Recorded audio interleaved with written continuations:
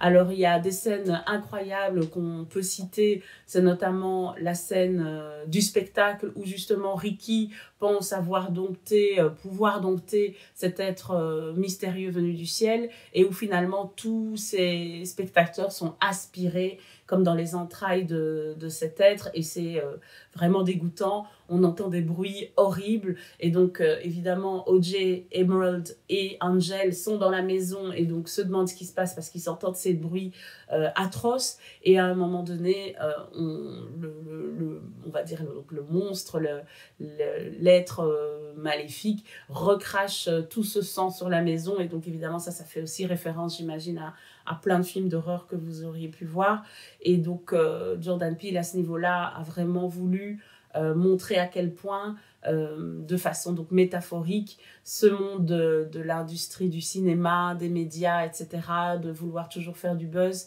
est très nocif. Et donc cette phrase qui revient sans cesse, qu'est-ce qu'un mauvais miracle? C'est quelque chose qui est inattendu, quelque chose qu'on ne peut pas expliquer, mais qui ne se termine jamais bien.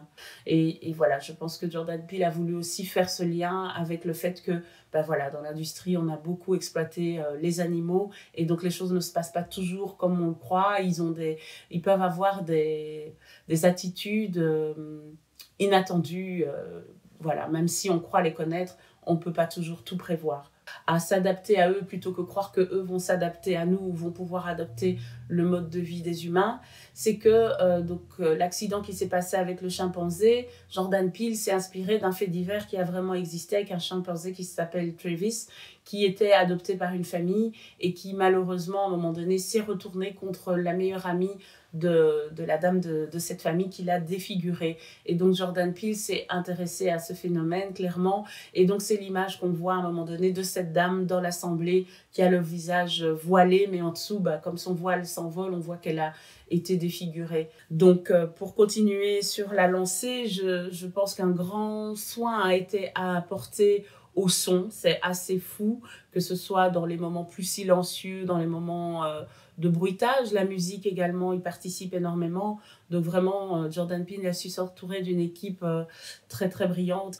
Alors je disais au niveau du casting, donc Daniel Kaluuya, donc qui joue O.J., a un jeu très sobre, très intériorisé. Moi j'aime vraiment beaucoup. Il est plutôt calme alors qu'il y a des situations qui sont vraiment très angoissantes, très dérangeantes. Il vit des choses assez fortes. À un moment donné, il y a une scène dans la voiture où il est coincé donc dans sa voiture.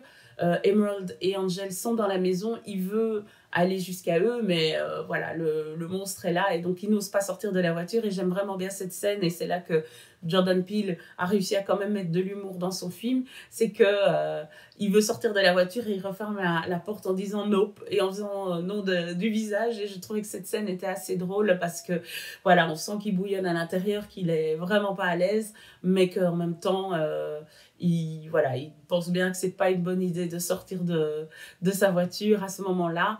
Et donc, il y a plein d'autres moments où Jordan Peele a réussi à mettre de l'humour dans le film parce que c'est quand même assez angoissant. Le personnage qui, moi, m'a un peu dérangée au début, mais heureusement, au fur et à mesure du film, on s'attache quand même à elle, c'est le personnage d'Emerald, donc joué par Keke Palmer. En fait, au début, elle m'agaçait. Je la trouvais un peu trop gesticulante et dans sa façon de parler, j'avais un petit peu du mal. Je trouvais qu'elle en faisait un peu trop. Mais heureusement, au fur et à mesure du film, on s'attache à elle et puis surtout, c'est quand même, je dirais, grâce à elle qu'on arrive à photographier l'OVNI. Et donc, voilà, c'est un personnage qui se montre de plus en plus attachant.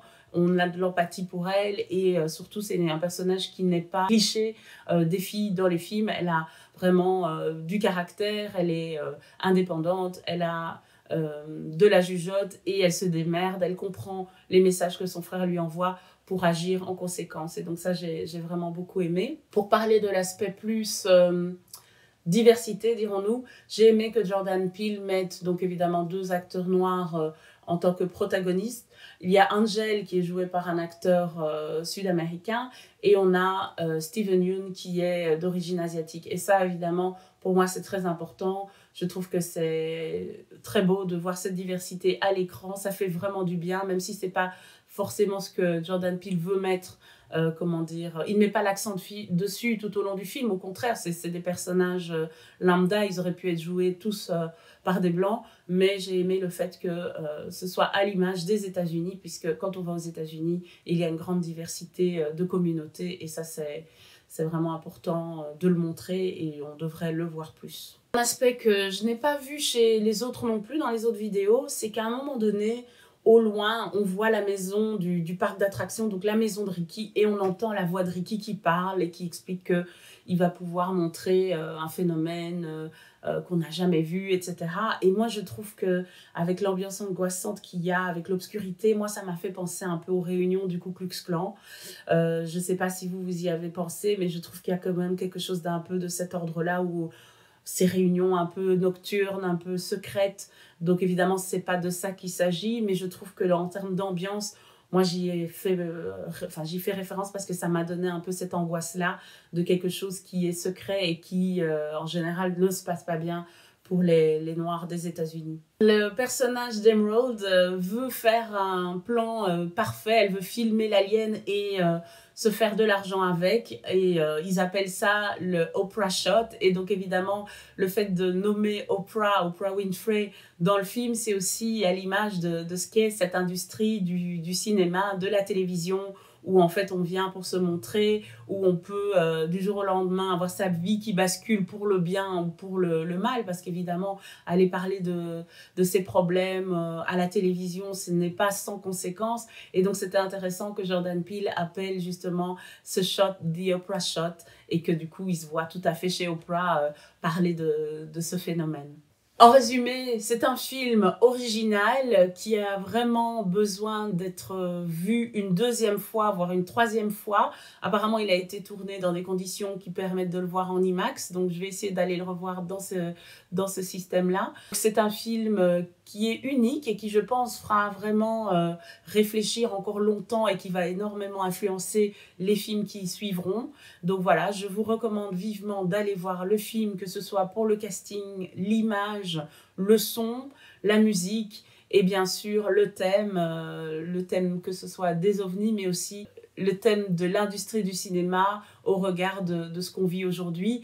Et effectivement, le film a été tourné en temps de pandémie. Donc, quand on voit les making-of du film, ils sont avec leurs masques, etc. Et donc, j'imagine que ça aussi, ça a dû jouer dans l'inconscient ou même le conscient de Jordan Peele au moment de tourner son film. Parce qu'effectivement, le fait d'être confiné chez soi, ça a dû mettre encore plus en évidence le fait qu'on dépendait de nos tablettes, de notre GSM, de la télévision, des plateformes de streaming, parce qu'on n'était plus en contact avec le monde extérieur, avec nos semblables.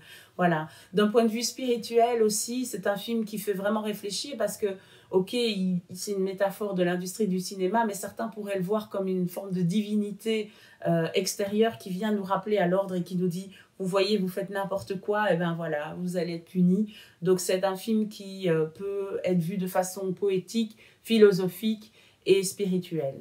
Voilà, Jordan Peele a fait un très très bon travail. C'est un film vraiment qui va diviser, comme je disais, certains vont comprendre, d'autres vont pas comprendre, mais je suis pas sûre qu'il faille absolument tout comprendre. Il faut juste savourer et encourager les gens à aller voir le film. Voilà, c'est fini pour aujourd'hui. Si vous êtes d'accord avec mon analyse, n'hésitez pas à le mettre en commentaire et à me partager aussi vos avis. Alors, je voulais vous recommander d'aller voir également les vidéos de Merej, de Laura Fégenre, Les Gardiens du cinéma, de Lily s'ennuie.